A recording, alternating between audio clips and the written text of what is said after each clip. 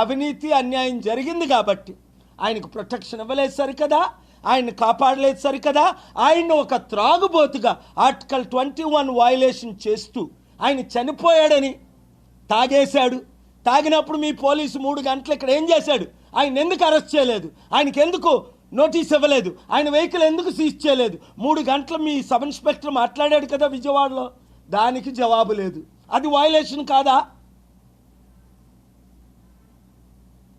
మీరు తాగాడు అంటున్నాడు, ఎక్కడి నుంచో బయలుదేరాడు, హైదరాబాద్ నుంచి తాక్కొస్తున్నాడు, ఇక్కడ రాబోయేసారి 2 సార్లు పడిపోయాడు అంటున్నారు. మరి పడిపోయినాన్ని మీరు ఎందుకు హాస్పిటల్లో తీసుకెళ్ళా? పడిపోయినాన్ని మీరు ఎందుకు అరెస్ట్ చేయాలా?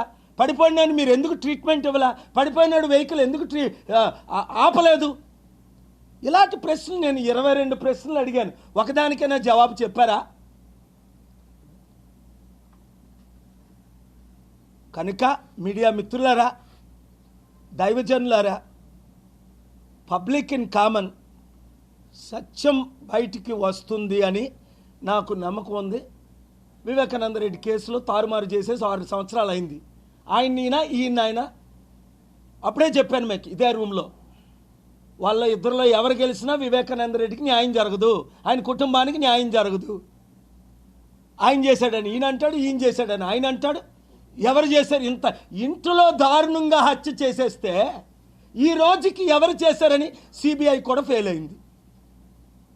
ఇప్పుడు FBI ఎంక్వైరీ చేయిస్తాం, ఇంటర్నేషనల్ ఎంక్వైరీ చేయిస్తాం, ఇంటర్నేషనల్ కోర్ట్ ఆఫ్ జస్టిస్కి వెళ్తాం.